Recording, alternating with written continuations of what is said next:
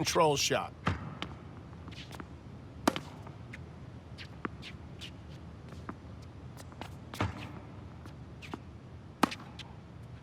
Keep trying.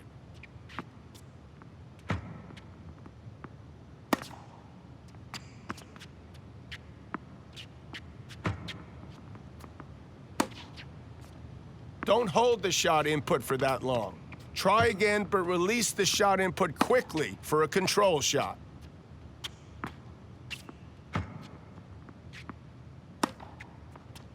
Don't worry, this is why we train.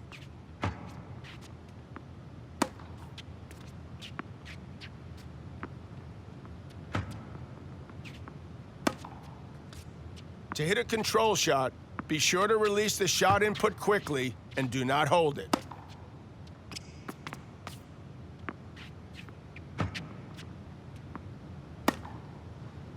Don't hold the shot input for that long. Try again, but release the shot input quickly for a control shot.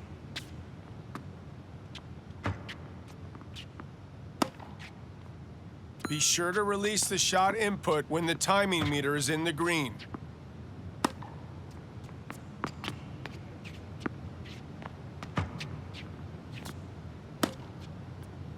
Be sure to quickly tap the shot input to hit a control shot. If you hold it for too long, you will get a more powerful shot.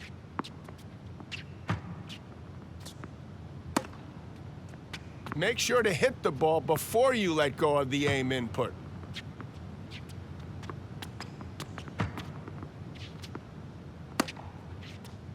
To hit a control shot, be sure to release the shot input quickly and do not hold it.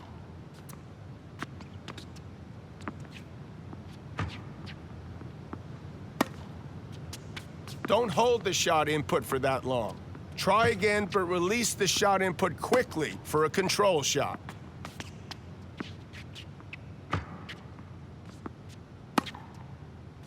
Be sure to quickly tap the shot input to hit a control shot. If you hold it for too long, you will get a more powerful shot.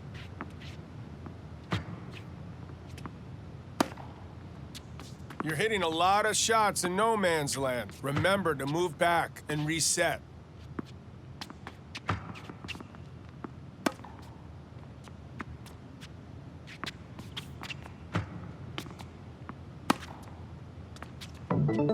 And now let's move on to drop shots. Hit them from your baseline. Good practice for disguising your intentions.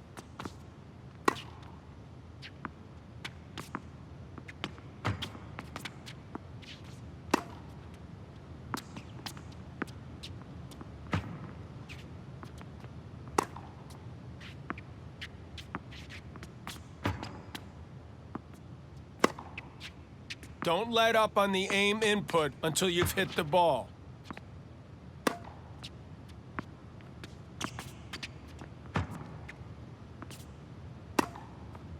Get it with the next ball.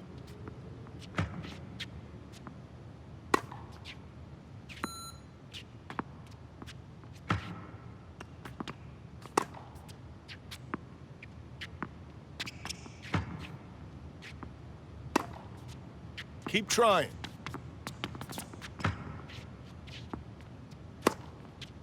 Keep at it.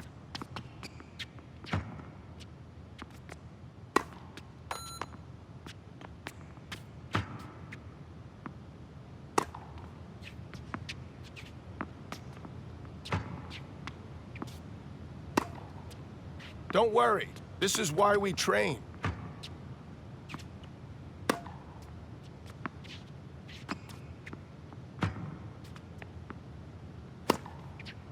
You're making great progress.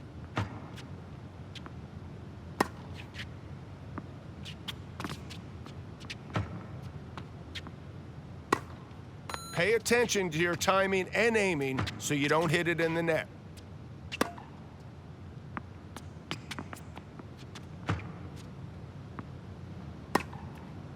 Keep trying.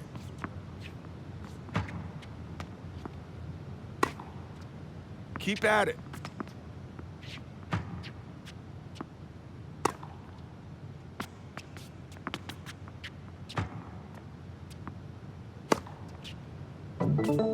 You did great. We covered a lot of ground today. Lots of information on when and how to use the various shots of tennis.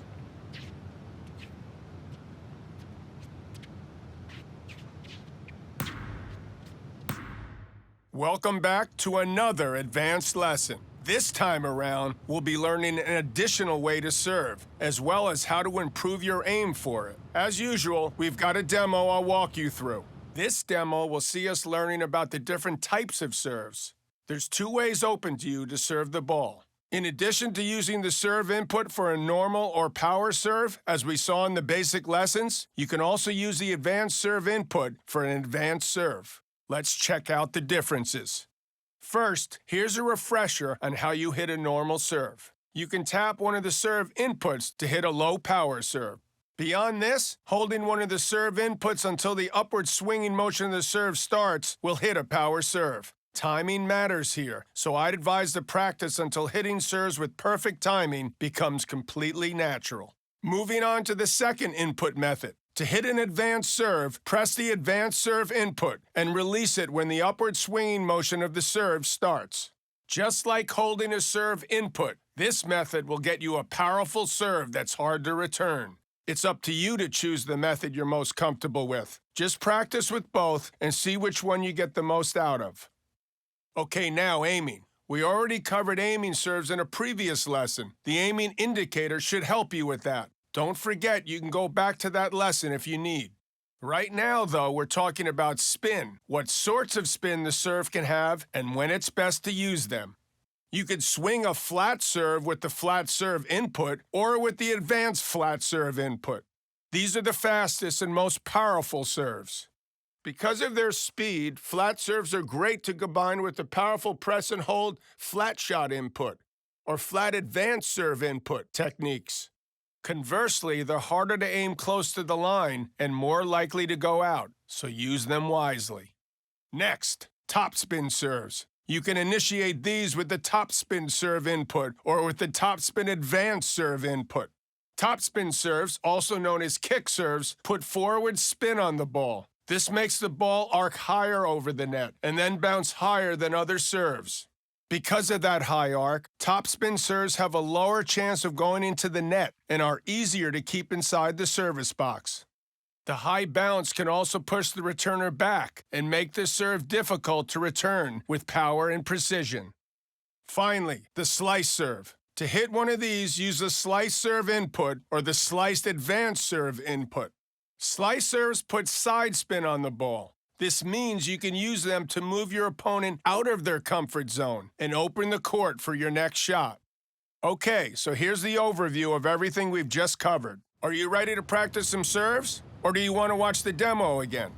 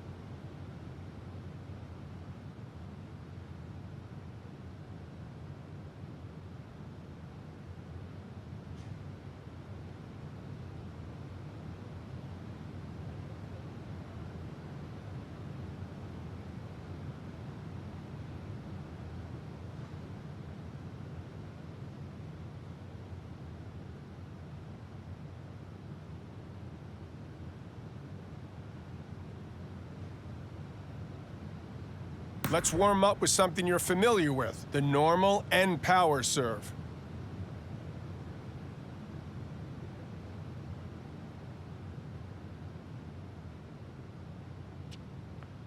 Really great shot.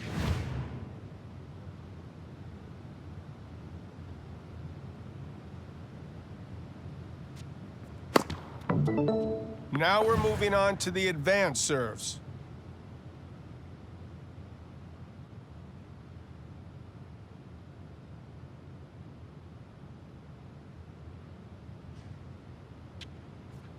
Yeah, you're really getting this. Yeah, you're doing good. Go ahead and start hitting some specific serve types while you're aiming them. Start off with flat serves.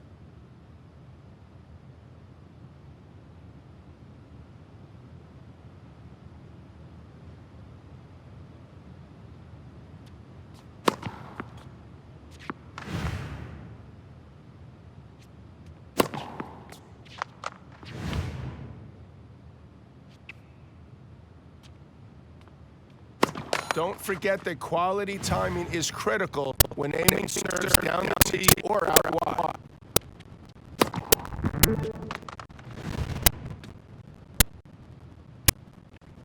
Remember, quality timing is important to ensure your serve goes in.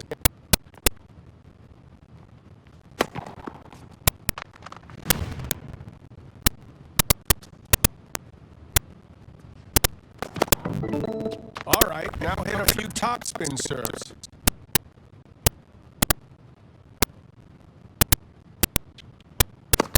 Great work.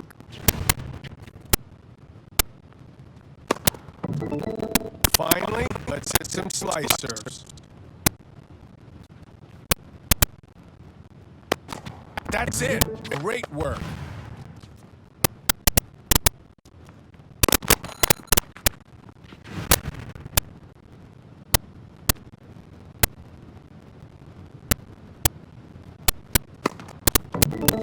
Excellent work. There's also more advanced lessons we can run through if you'd like.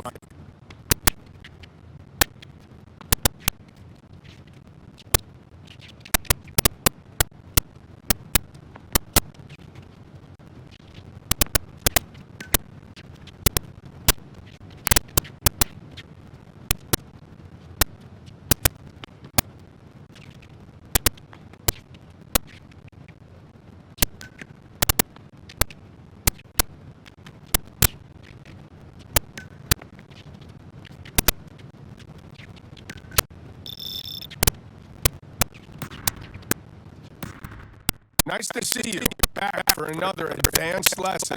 This time teaching you about volleys and how to move to the net in a hurry.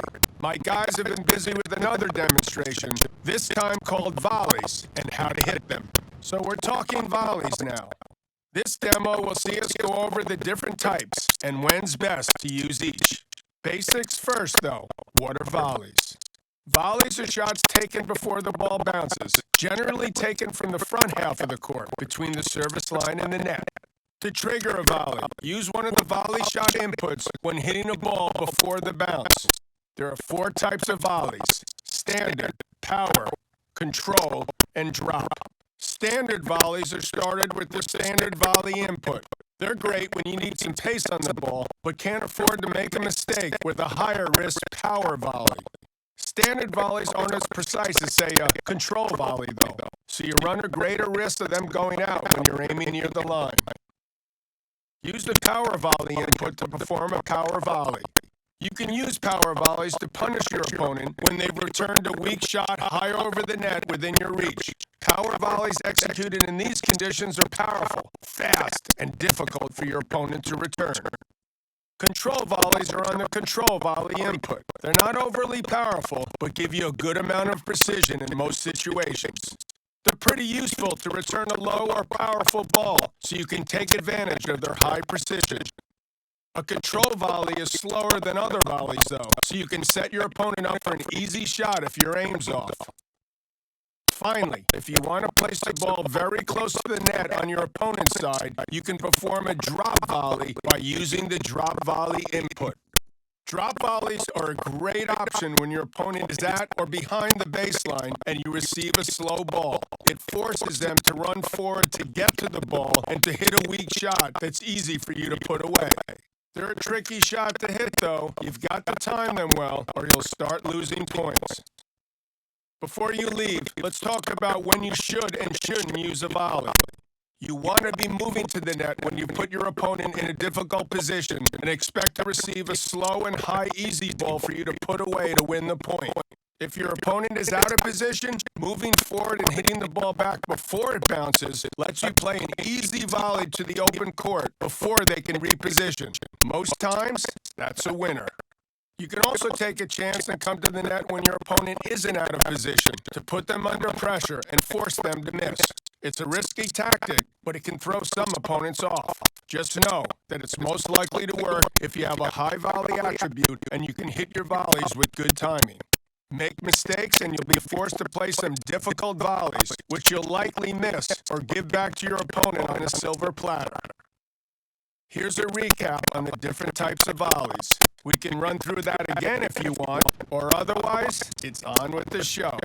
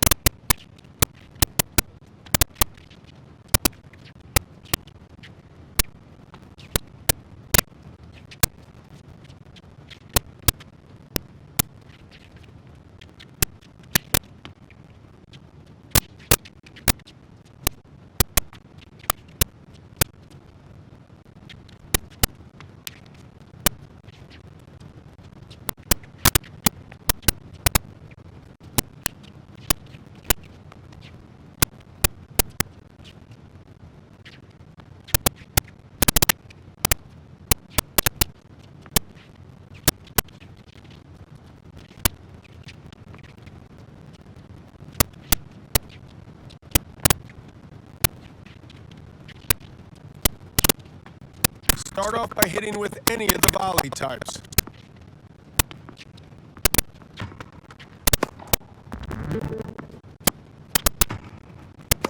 Really great shot.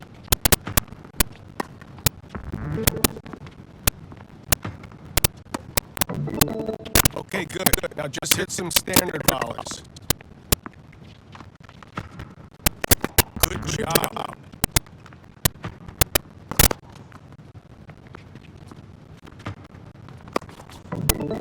Time to switch it up. Hit power volleys deep into the opponent's court.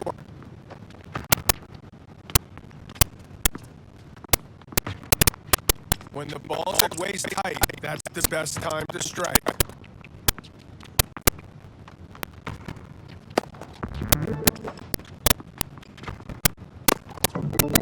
Good job. Now hit control volleys near their sidelines.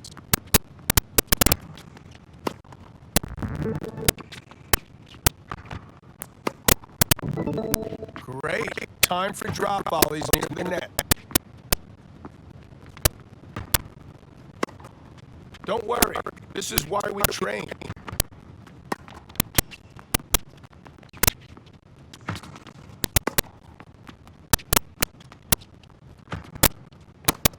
Great work.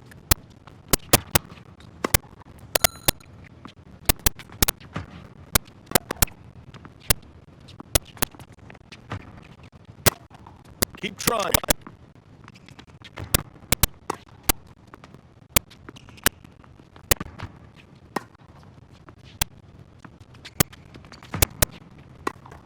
Keep at it.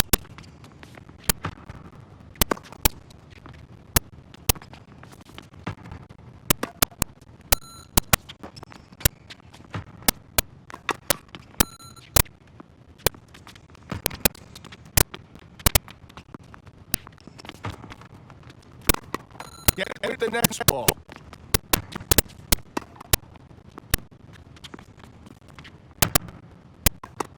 Keep trying.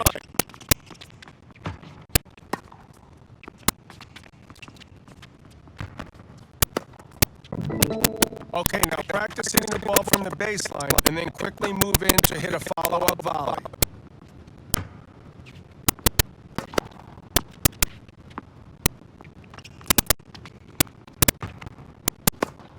Great. Nice aim.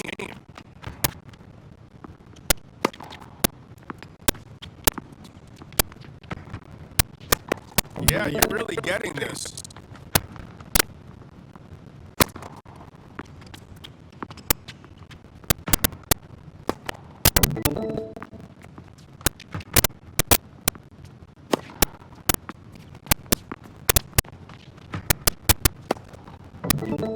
Those volleys are looking good. There's another lesson waiting for you if you want to push on.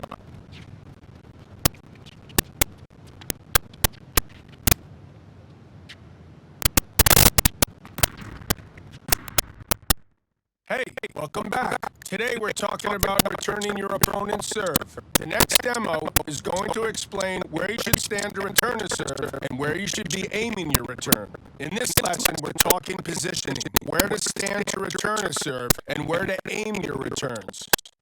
Serves will come at you at a much greater speed than normal ground strokes, which is why most players stand further back behind the baseline to return them. Returning from this position gives you enough time to read the serve's trajectory and to hit your shot in good conditions. Here you see the player in what's an ideal position for returning a first serve. To return a second serve or a slow serve, though, you may choose to stand close to the baseline. This will be harder for you to time correctly, but you can take time away from your opponent as they transition from their serve and get ready for your return. Only do it if you're in your stride with the timing. Keep in mind, too, that the reflexes stat affects your ability to hit fastballs, like first serves, with precision and power. Watch this player hit the return when the ball is on the rise, taking time away from their opponent. Another way you can make a returner serve difficult for the server is to hit it deep into their court. By hitting the ball deep with your return, they will have to quickly reposition or hit the ball close to the bounce. As we've seen before, it's always harder to hit the ball when it's bouncing close to you. See how this player is returning near the opponent's baseline? Watch how the opponent's next shot gets hard to control. Here's what you should be taking away from the lesson. Hope it all went in, so that service returns. You can head out to practice, or we can run it again for you.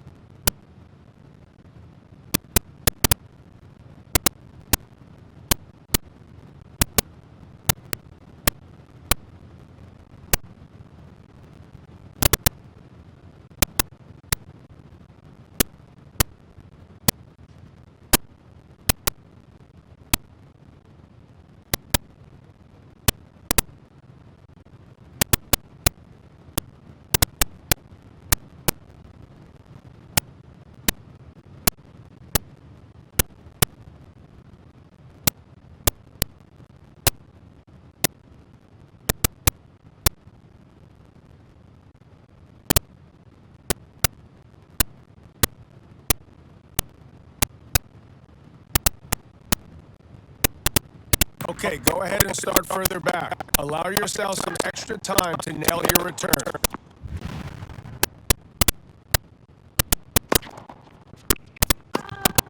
Focus on your timing.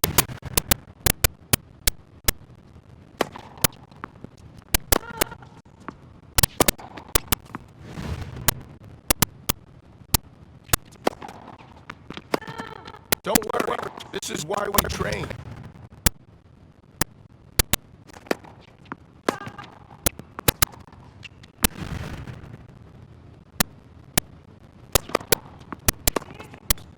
Keep at it.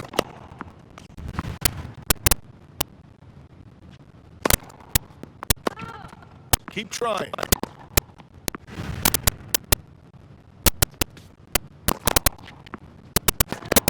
Get it with the next ball.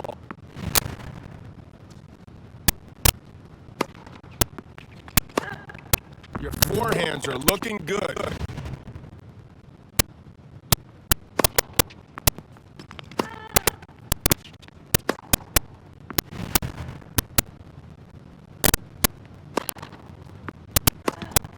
Good job.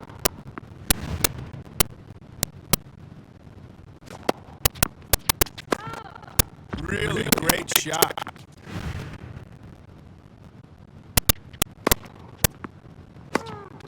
Keep at it.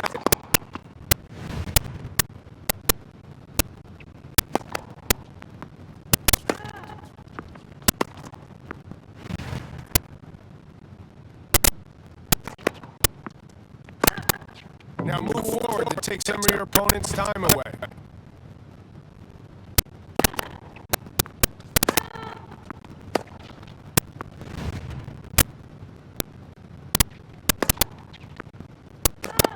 Don't worry, this is why we train.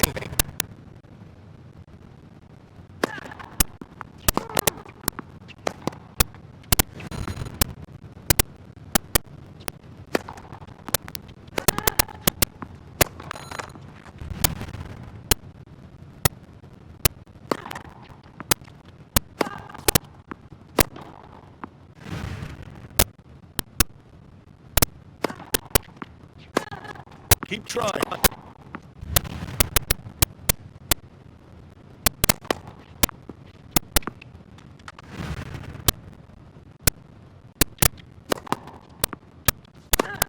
Get it with the next ball.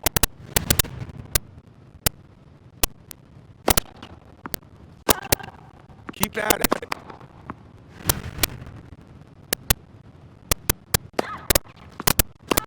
Great work.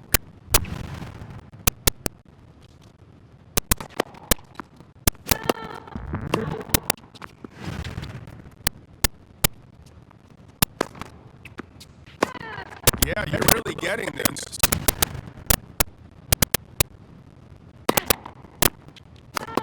Deep returns now. Quality returns far into your opponent's side. Keep trying.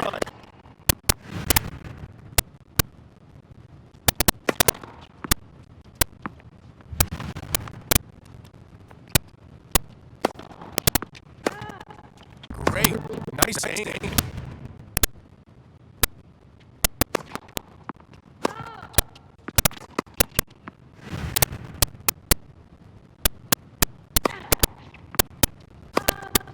You're making great progress.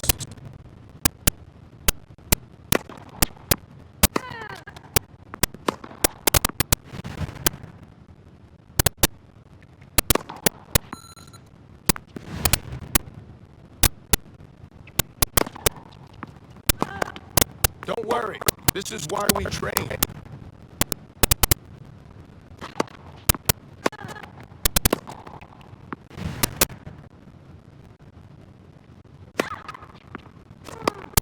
Really great shot.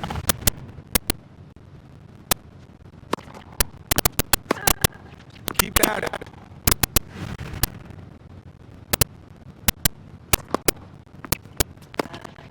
You've done great here. I'm happy with all of that.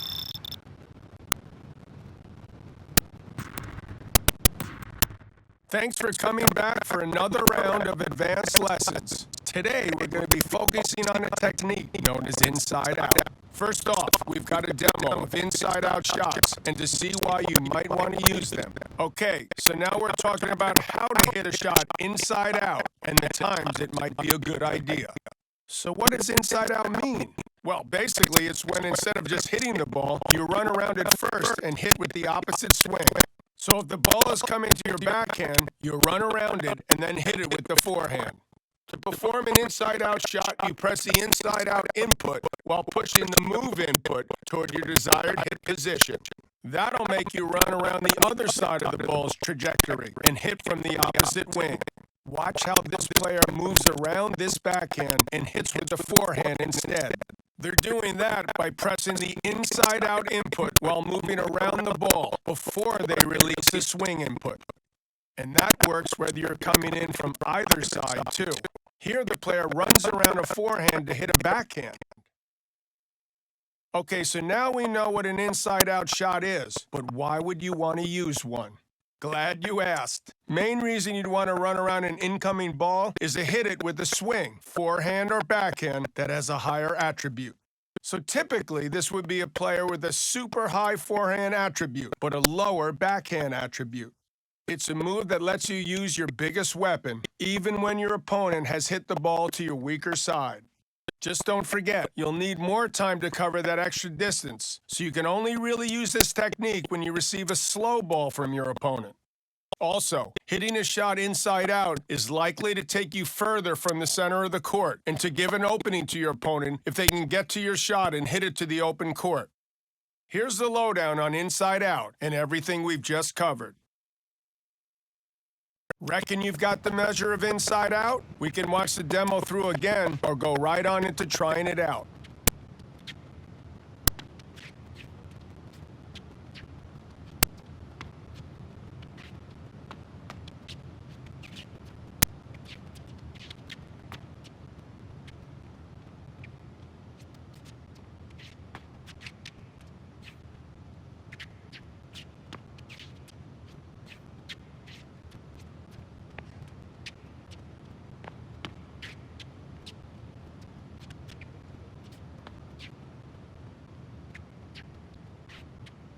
Start by moving around these shots and hit a well-timed inside-out forehand.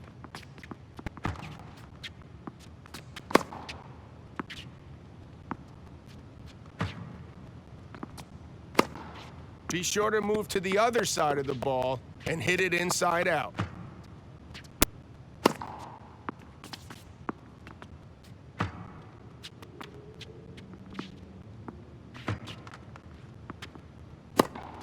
Try again, but this time move to the other side of the ball and hit it inside out.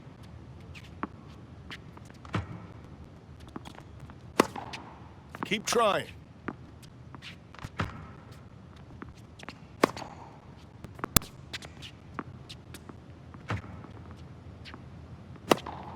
Don't forget to run around the ball and hit it inside out.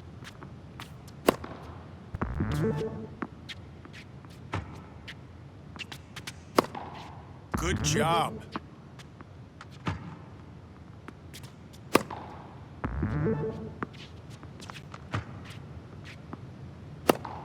Try again, but this time move to the other side of the ball and hit it inside out.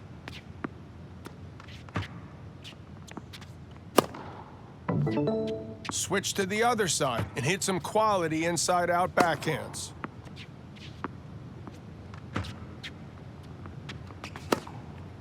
Look at that backhand.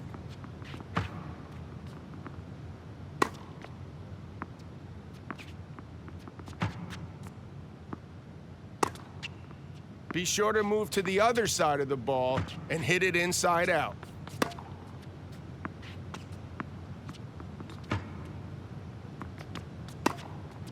Get it with the next ball.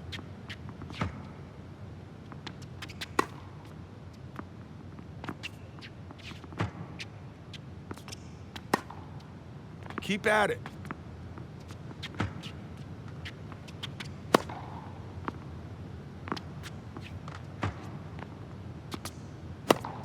Yeah, you're really getting this.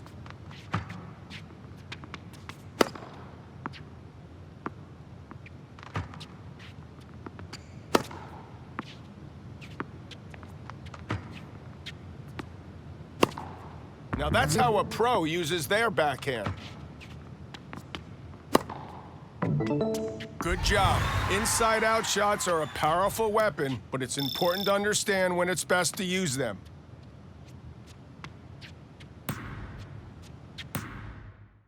Hey! Back again for more. Today we're talking attributes and how they affect players. Also in this lesson, we'll cover rally energy and how that relates to shot categories and movement. Okay, so attributes, how they affect players, and how the rally energy meter works. A player's attributes are what make and shape their play style, as well as defining their strengths and weaknesses.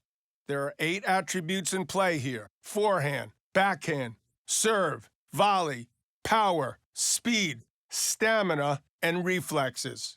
Each attribute is represented by a value between 30 and 100 and represents a level of ability in that specific aspect of the game. The impact of each attribute is explained in more detail in the Player Evolution menu, which you'll be able to access from this lesson too.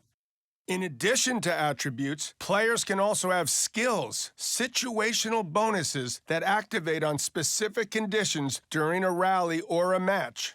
Skills can be acquired through coaches too, which unlock when a player's attributes increase and they level up. Okay, now let's talk about the fatigue that builds from moving around the court and hitting the ball. The rally energy meter under the player shows how much juice is still available to them for the current point. When it's full, player movement and shot quality are unaffected by fatigue. Once it started to deplete, though, it starts impacting both movement and shots. The player gets slower. Shots start having lower accuracy, less power, and a higher chance of error. The rally energy meter drops more depending on the distance the player is traveling to get to the ball and on how many power shots they've hit. Players recover some energy between points, but they may not fully recover if they've just had a particularly long and physical rally, so they may start the following point with a partially depleted rally energy meter. When that happens, it's best to shorten the rally, or maybe limit your movement and use of power shots. That way, you'll recover more energy for the points coming up later. Something to keep in mind, players with a higher stamina attribute get more rally energy. Case in point, this player with high stamina using control shots to wear their opponent down during a rally, his high stamina leading him to hit the winner and finish off the point. Here's the key points to remember from our lesson. Watch that through again if you need. Otherwise, we can move on with the rest of the lesson.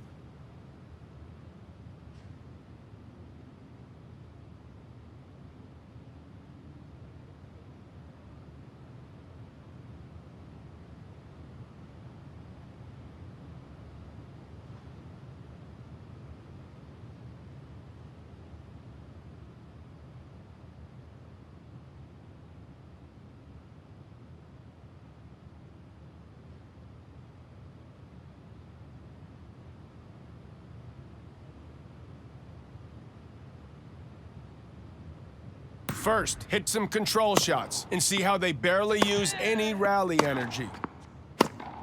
To hit a control shot, be sure to release the shot input quickly and do not hold it.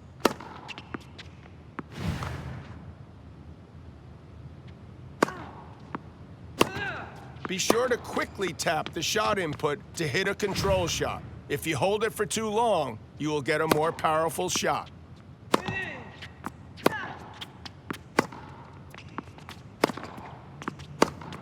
Don't hold the shot input for that long. Try again, but release the shot input quickly for a control shot.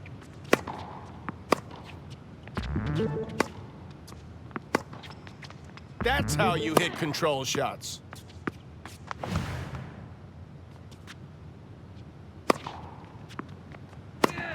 To hit a control shot, be sure to release the shot input quickly and do not hold it.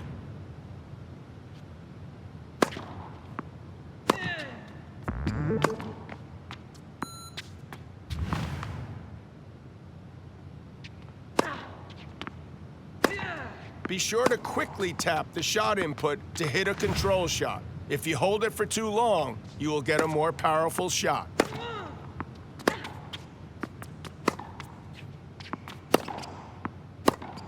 To hit a control shot, be sure to release the shot input quickly and do not hold it.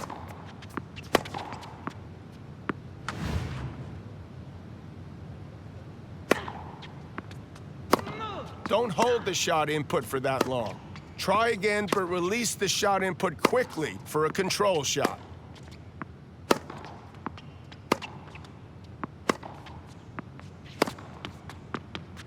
The ideal position to hit the ball is when it's around waist height.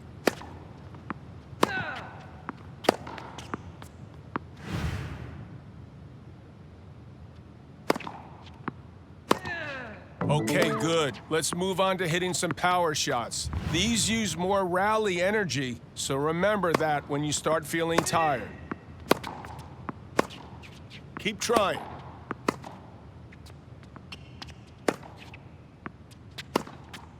Don't worry, this is why we train.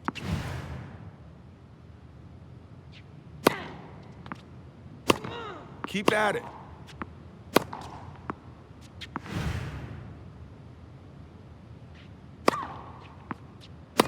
Keep trying.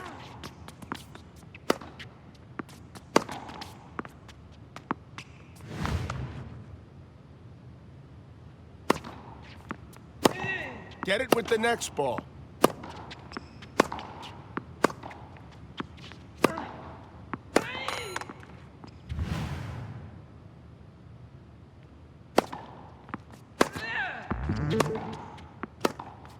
Don't worry, this is why we train.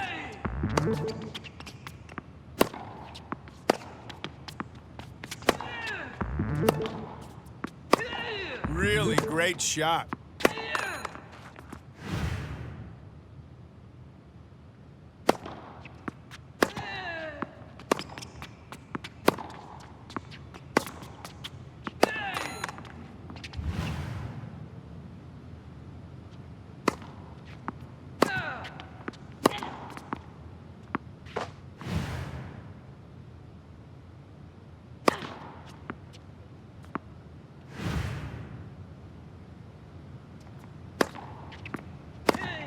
Keep at it.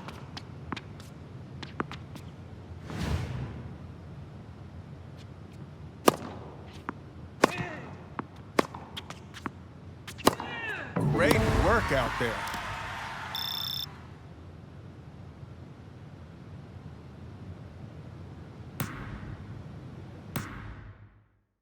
It's all led back up to this. Hope you're as excited about this one as I am. Time to face an opponent again. I want you to remember what you've learned about the various shot types for ground strokes, volleys, serves, and returns. As always, don't rush your shots and hit with quality timing.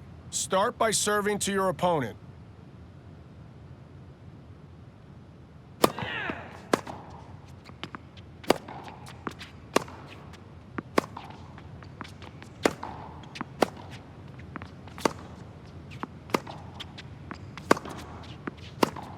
Try to release the shot input when the timing meter reaches the end.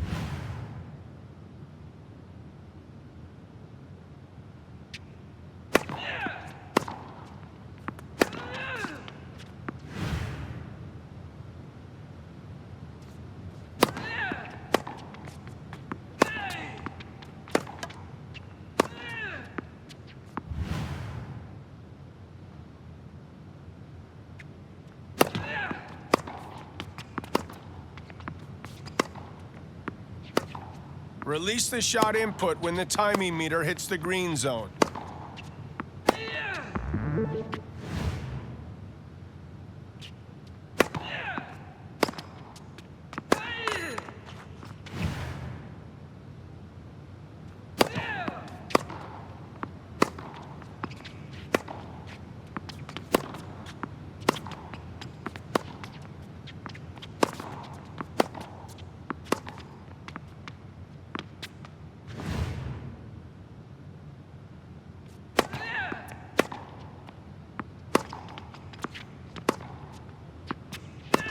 Try to release the shot input when the timing meter reaches the end.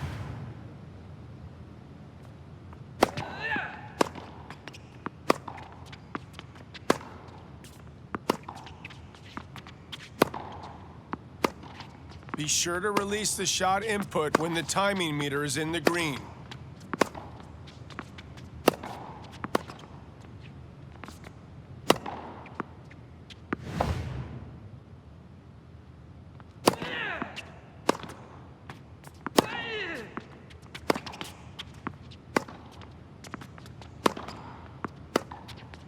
Release the shot input when the timing meter hits the green zone.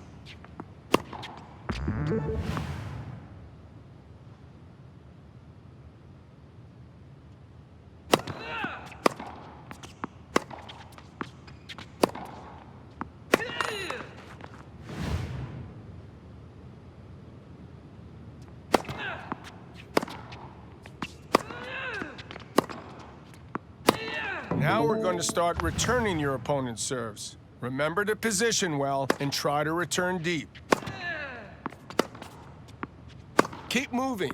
You want to move back to the center of the court behind the baseline so you can get a good return.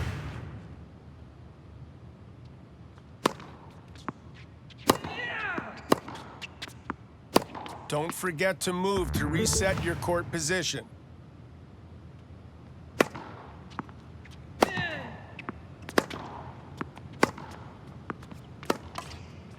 Keep moving. You want to move back to the center of the court behind the baseline so you can get a good return.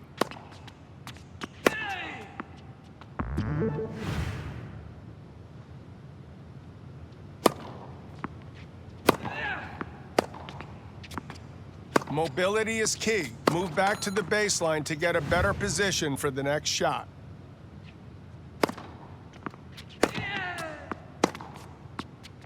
Keep moving. You want to move back to the center of the court behind the baseline so you can get a good return.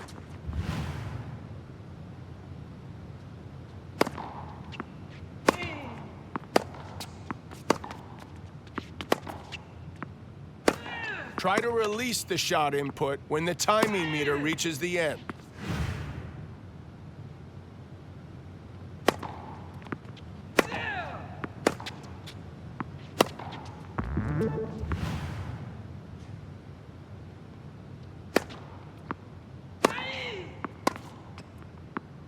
Don't forget. Excellent work out there. Congratulations. Remember, if you ever need a refresher, you can always come back and run through all our lessons again.